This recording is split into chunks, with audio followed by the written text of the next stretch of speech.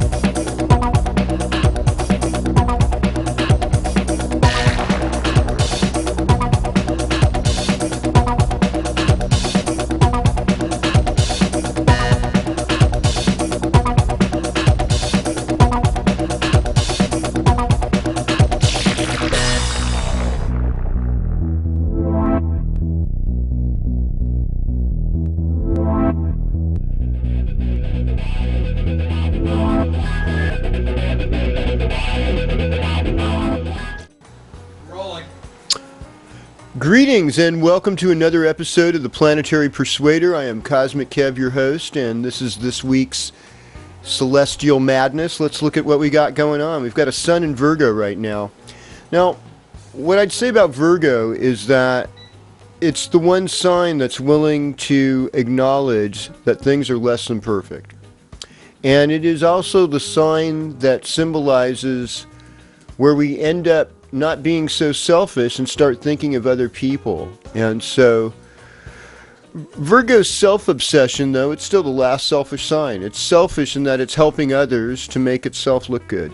Now, there are Virgos that are, probably helpless, don't seem to be helpful at all. The more individualistic ones, Virgos are sensitive. They need a lot of alone time. In Virgo time, it is the last sign of summer. And we consider it the sign of the harvest. So there's this practicality being an earth sign. It has commonalities with Capricorn and with Taurus.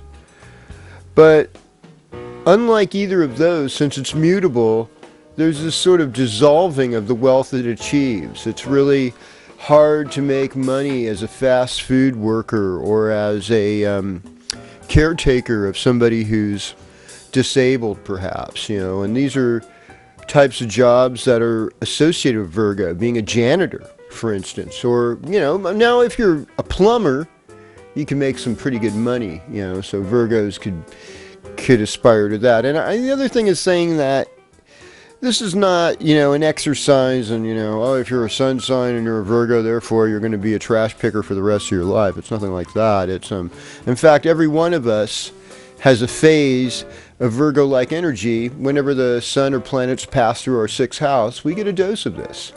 We get a dose of having to see where things need improvement, learn how to be more of a team player in work situations, be able to pay attention to things like small pets, aunts and uncles, the details, have an intellectual approach to things. Whereas the Mercury-ruled sign Gemini deals more with the macrocosm. In Virgo, we get down to that thing we call nitpicking because it looks more into the microcosm. Now, this has been a wonderful year, though, in a lot of ways. When you look at Jupiter in Cancer, Saturn in Scorpio, and Neptune in Pisces, even if they're just in a loose trine, there's this thing that tells us that if we use a spiritual discipline for the good, we're going to be benefiting ourselves and everyone around us, especially on an emotional level. And we live in a culture in the first world, especially of English-speaking first world countries, it's rather emotionally repressed from what I've observed. And I think having more water signs in the mix helps us loosen up a little bit and acknowledge, hey, we have feelings, We've got, we have sadness and sometimes depression, anger, laughter, all kinds of good humor too. So we have some other shifts this week we want to talk about. We've got Mercury moving out of Virgo into Libra. So we take away from that critical edge, that clinical precision of Virgo and Libra, and then in Mercury in Virgo, and then we go Mercury in Libra, and it's sort of like, well, let's think of nice things to say. We can really influence people well when we say nice things. That's my Mercury in Libra. Or it's the devil's advocate too. This is the other side of Libra. It's not always nice. It's like, well, everything's too good, so now I'm going to make it bad enough so that we have a balance. You know, it's a strange form of psychosis, but you know, I'll work with you guys. Okay. The other thing that's happening this week is we've got Venus moving out of Libra into Scorpio. So we move from this Venus that says I harmonize to the Venus that says I create. So in this place, you know, passion gets deeper. And since, you know, Venus is already in Vedic Libra already, you know, that's the Kama, you know, the Kama of the Sutra. So, you know, the love vibe is going to get deeper. Mars and Leo. Mars just recently went into Leo. So people like bold strokes. You see politicians and people doing over-the-top things. Well, this is part of the Mars and Leo. It's a lot of bluster, folks, you know. We're showing off what we can do. You know, and like I said, Jupiter in Cancer, it helps us expand our ability to acknowledge who we feel comfortable with, what our home is like, who's our tribe, our parents, our family, our ancestors, or our ability to look at history. Saturn in Scorpio is talking about our limits when it comes to death, our limits when it comes to sex, our limits when it comes to the birth process, our limits when it comes to other people's property and things we don't have control over. All of these type of things we're dealing with. Now, Uranus and Aries, historically there was a lot of fascism when that arose the last time in the 1930s. And and we're seeing the same thing today. Neptune and Pisces, this is a wonderful era of hope and change. When we focus our spirit towards something good and righteous, we'll see its fruition. And Pluto and Capricorn, you know, everything that we think is established and firm is about to crumble. So don't put your money in this earthly gain, you know, but put it in a place that will not be crumbled by the obvious. All right. So here we go, one by one, sign by sign. Stay tuned. Greetings, Aries. Welcome to your horoscope. Now, with Mars in the 5th house this week, there's this attention being drawn towards your male children, if you have boys. There's this attention set to activity that is both creative and physical, like dancing, or even doing yoga to some extent. There's also this lust for having playtime, for having love affairs, for taking risks, for being more of an unusual teacher or an unusual leader. This is also part of Mars transiting your 5th house.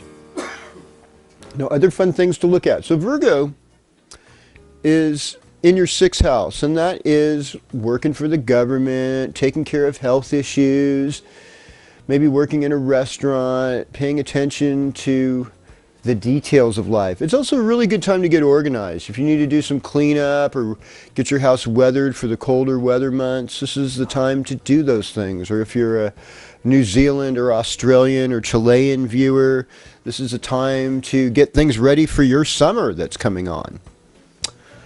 And I think with Uranus in the 1st house, you know, you got to know nothing's going to be the same. And I've been really enjoying a lot of my Aries friends who have been having Uranus conjoining their sun lately. I've just seen amazing changes. Uranus is a trickster, you know, he's a coyote. But he's not always a butt kicker. He could also be the inspiration. And he also can help you take a lot of courage to do futuristic things that need to be urgently implemented.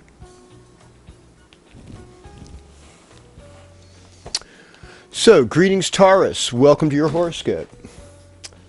So, for this week, we've got Venus moving out of Libra into Scorpio. Now, this is symbolic, because when we have Venus moving out of Libra and into Scorpio, which happens on, I believe, on Tuesday, the 9th, if I'm not mistaken, but I can be. No, actually, it happens the 10th, the evening of September 10th. We've got Venus moving into Scorpio. So here in the Pacific Daylight Zone, it happens at 11:16 p.m. So for you, Taurus, as of Tuesday night, your love life gets heated up. You know, Venus is in the 7th house now. And so in that transiting, you appear more relaxed. You appear as more ideal for partnerships. Now, when we have Venus ever opposing Scorpio, Taurus opposes Scorpio, they're opposite signs. It actually brings a lot of creativity up. It actually brings a lot of fecundity. Stable times of the year. One is the time to plant, the other one's the time to harvest. We've got a position right now for you that Virgo helps open up your heart. It helps you have fun. Virgo helps you be with your kids and your children and helps you, enjoy a day of sunbathing or swimming or just feeling the earth and having your heart in it. Enjoying a day of picking grapes with friends. I mean, that's the beauty of this time of year.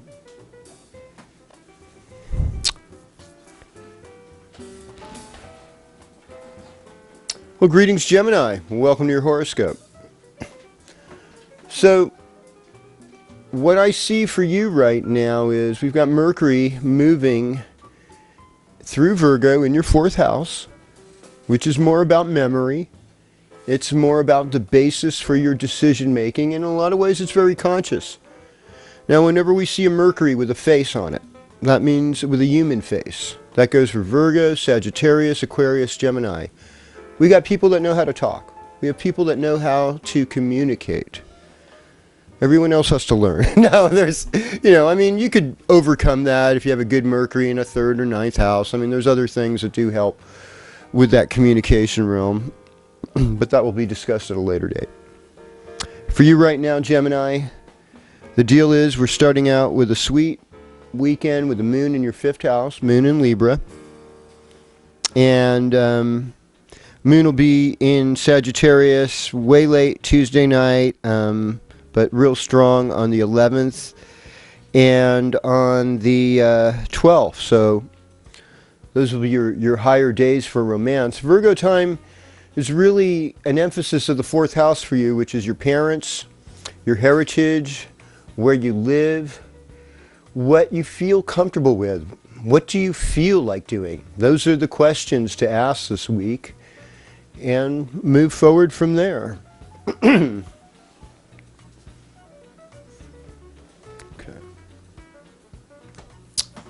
Greetings, Cancer. Welcome to your horoscope.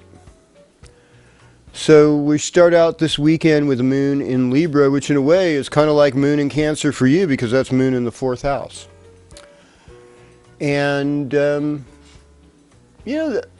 I always like to look at this thing with Moon and Venus, is that they're not comfortable with each other. And you think, why not? These are the 2 most clearly feminine planets, or grahas, or luminaries, the way you want to look at it.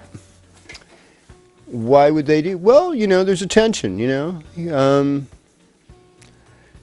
asks some, experienced grandmother what she thinks about, the decision of, Britney Spears to give her kid up or whatever it is. I don't know. No, cut that out. Britney Spears didn't give her kid up. But we're just making something hypothetical. It's that kind of thing of the older wisdom versus, the younger beauty. It hasn't really had anything to deal with yet. And the moon deals with our more mature women, our elders of the tribe. Jupiter in your 1st house, it makes things nicer. You're luckier than usual. Virgo sun, you're dealing more with your neighborhood. You're dealing more with communication through poetry, through the environment, paying attention to siblings, especially if they're younger siblings, and friends you had in high school and college. They're much more likely to come around. People that know you on a more intimate level. Maybe not the public knows about you, but they know the funny stories. Those people count right now. And you like working with your hands more. This is a time of year where you get more of a passion to do the things you like that are hobbies. So just keep working on them.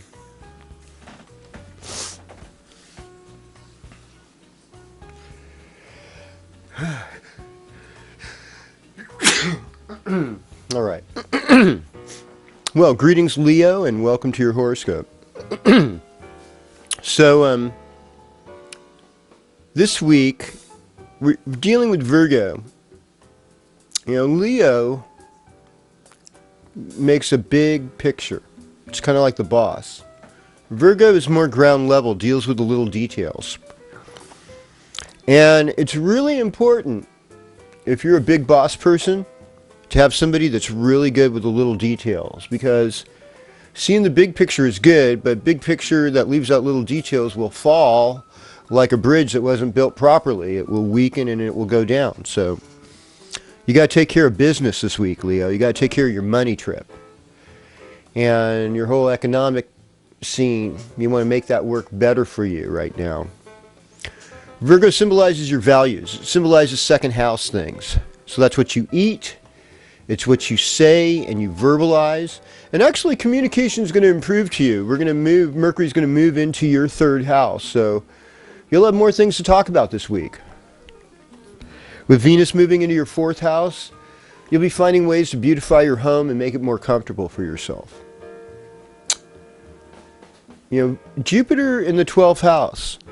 If you pay more attention to your spiritual life, pray a little more, meditate, do good works, giving things to people that are unfortunate, people in prisons, people in hospitals, stuck, locked, you're going to elevate your karma a lot. You can do a lot of karmic improvement this year, Leo, especially with like giving money, I think, while the sun's going through your second house.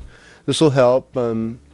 I'd say your, Wednesday and Thursday with the moon in Sagittarius, those will be fun days because that'll be, elevating with the moon in your fifth house. You'll have some fun.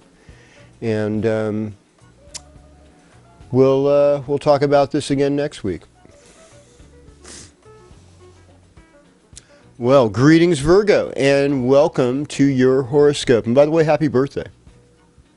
For those of you having birthdays this week. So, while we're doing the horoscope, we still have Mercury in your first house, Venus in the second, for now. But those are both going to change this week. Now, when the sun is in your first house, so Virgo, let's put it this way. Everybody is every sign. And everybody gets a chance to express every sign at a different time of year. And so in a sense, for Virgos, this is their Aries time of year. This is your time to initiate things. This is your time to confront challenges. This is your time to say, I am. Here I am. And plus you're the flavor of the month, When you're the flavor of the month, people like you, and what you're able to do makes a lot of sense. It's good. Take advantage of it. You might as well roll with it, This is when you have the clearest head. So, Venus moving into your third house, it's going to make you more creative. It's going to give you a sense of poetry and storytelling and make your art projects go a lot better. Since you're a Mercury ruled sun, Mercury going into the second house. I think this is a chance for you to make some more money, actually. I've heard from other astrologers that Mercury has something to do with money somehow, and I thought, wow, that just seems odd to me in some ways. I always thought it was more like Jupiter or something, But no. Mercury, for some reason, they associated. I saw this candle of winning the lottery. Sure enough, they had a Mercury symbol on it. And I was going, wow, how do you like that? Of course, it was green. It was consistent with what my Vedic knowledge was about it. And I thought, well, okay. So for you, Virgo, with this Mercury moving into your second house, get things that are valuable. What do you value? Sell the things that are valuable. Let your life be one that reflects value. It's not something about get rich quick, but it's having a passion, that your heart is in it, and you're doing a good thing to help improve things. That is the Virgo way, improving things.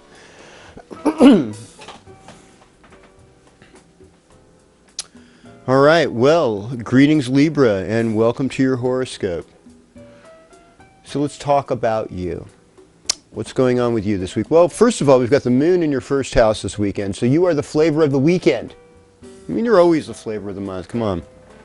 Get over yourself. Everybody loves Libra. It's that neutral, symbolizing middle sign of beauty and harmonizing and finding balance, which isn't always easy. But a lot of times when you're on that quest for balance, and you're trying to, match things with other people, you lose sight of what your own personal passion is, and that's really dangerous. Now, with Venus moving into your second house, that's going to help, because Venus is going into Scorpio, and Scorpio is all about the passion. You ain't going to get away with being, the neutralized dead fish Libra. No, that won't work. You have to be the amour, the femme fatale, the Casanova, the real deal with the Venus and Scorpio coming on. And so since that's a value for you, you're also going to be more tempted to buy a luxury item for yourself this week. I mean, I can't help but say that. And the other thing is, it's important to look at the fact that Virgo symbolizes your 12th house. And so with Mercury still in the 12th and the Sun in the 12th house, there's still a lot of karma. Things aren't really that clear. And even though you've had this beauty of Venus in your first house, now moving in the second, Mercury does go to your first house. So you get a little brilliant idea. You become a little more conscious. You become a little smarter this week. We'll just leave it at that. Well, greetings Scorpio, and welcome to your horoscope. They tend to classify the Scorpion as shy, recluse, hidden, conservative, overly sensitive, vengeful, jealous, suffering. I want to just dispel some of these stereotypes, but I also want to initiate these other ones that are going on. It's, you get the best scrying, you get the best visions off of fixed water. You get the best reflections. Scorpio's key phrase is I create, so you got to let the creative juices flow. Now, this shyness thing, this ain't going to work this week, Scorpio. You've got to bust out. You've got, first of all, the moon is going into your first house on Sunday. So, Sunday evening, we got Scorpio moon, and it lasts pretty much through Monday and Tuesday. So Monday and Tuesday this week, you've got pretty strong influence. Especially, let's pay attention to your Monday with that, with the moon trining Jupiter, and then you having help from Saturn as well.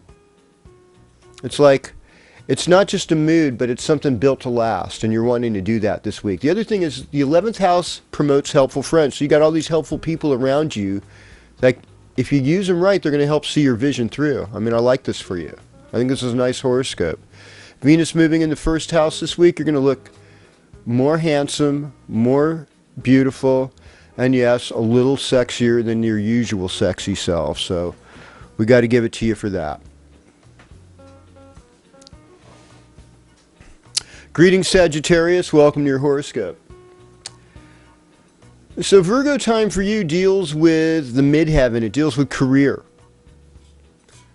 So, here you are, this natural-born comedian, this natural hunter, this natural playgirl, playboy, gamer, real baller.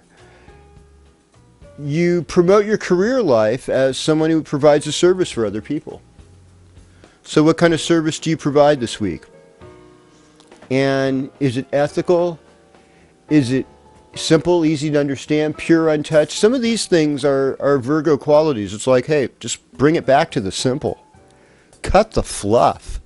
Cut the BS. I think a lot of times it's like, in Leo time, it's like we're taking a big old backpacking trip up a mountain and we're realizing, man, I took way too much stuff. The Virgo in us says, no, it might seem nice, but we'll get there a lot better if we just strip down. So part of you has to learn how to strip down in your work environment in order to survive, in order to make it efficient, in order to make it understandable, and in order to make it direct. Other good things happening to you. Well, Mars in Leo gives you a sense of adventure, so that's, transiting your 9th house. Gives you a sense of good fortune. And we're going to have a moon in Sagittarius on Wednesday and Thursday, so, you'll be able to exert your influence with flying colors on those days. Well, greetings Capricorn. So here we go with everything you wanted to know about Capricorn, but were afraid to ask. Lesson 1, Saturn is all about renouncement. Saturn is about getting rid of fluff. When you have Saturn transiting your 11th house in Scorpio, and you have Pluto in Capricorn, and sort of like a mutual reception with each other. It's Scorpio's looking at you and says, wow, you've got the ability to change things, possibly for the better right now. I'd like to be of service to you and help you. And Capricorn's like, my God, things are just changing and crazy. I need somebody who's been through changes and crazy things to give me some good advice right now. And that's where you need the Scorpio. Okay. Venus is coming into your 11th house. Hey, there might be a pretty lady even coming into your picture in your social life. I don't know. Or just a really intelligent woman that's got a vision for the future that can also help you with your stuff right now. And when you have Pluto, it's like in the first house, you see stuff that other people don't see. You see the man behind the curtain in The Wizard of Oz, you know. And I'll tell you, that man behind the curtain, they hate getting discovered that what they're doing, but you've got that thing going on right now. And really, frankly, the sooner you get used to that reality, the sooner you can do what Buckminster Fuller says, which is replace this outdated mode of political function or mechanical function or whatever function we're talking about it, and replace it with something that's real, more effective, more just, more merciful. And of course, in your case, Capricorn, it's got to be real and it's got to be built to last. All right. Well, greetings, Aquarius, and welcome to your horoscope. So, you know, Virgo is a really interesting sign because it's sort of like an earth sign that has air in it because of Mercury. A little bit of dust. So it has this intellectual aptitude that is right up there with, you know, Libra, Aquarius, Gemini to some extent. But it's a little more earthbound. You know, it's a little more restrained and constrained to the realities of this earth. Virgo. It rules your 8th house of transformation. It rules your house of sex, birth, death, other people's properties, occult studies, things like astrology, the tarot, telepathy, why you sense when things are wrong and your senses are usually right. Right now your intuition is right on, and you should look at that. Venus moving out of your 5th house into your 6th house, and then Mercury moving into your 5th house. You know, if you have children, you'll be more focused on their education right now. As far as your love life goes, maybe you'll be flirting with somebody at work. I don't know. I don't have a real good answer for that. Saturn, of course, in your midheaven, it's still inspiring. There's a better job for you out there. There's a better position, and this is your time to really get to know what you do well and where you fit in the public eye. And beyond that, I would say just relax. Don't, you know, money things seem to be a little bit tight for you right now, but you can be practical with it. You can make it increase. You know, sometimes it's feast or it's famine. So do what you can to make it work. And Virgo's always about tighten up just enough so you have a firm foundation so you can move more freely. Part of the stripping down with Virgo is just getting the freedom going. Greetings, Pisces, and welcome to your horoscope. So what we're doing right now is we have a time to look at how we relate to other people. How are we in relationship to our marriage, into our contracts we make with people, our employers, our loved ones, and in some ways we're more likely to be confronted by other people with their ideas. Mars transiting your 6th house, things are getting activated in the workplace. Mercury moving out of the 7th house into the 8th house. Maybe you have a little bit more sex on your mind. Venus getting out of the 8th house into the 9th house. Maybe you'll get a long distance relationship. Oh boy, but you know you got Saturn over there too, so you know you're going to run into some limits with that game. But you know what? This could be a time where you wanted to get a book published. And, you know, you discipline yourself, you go through the steps, you're going to do that. You're going to make things happen for yourself. It's a great time to be a Pisces. I would say your higher days this week are definitely going to be Monday and Tuesday. And I want to say thank you. You've been a lovely audience this week. We're going to do it again next week. So stay tuned. Keep those comments and letters flowing. See you next week when we do this again on the Planetary Persuader.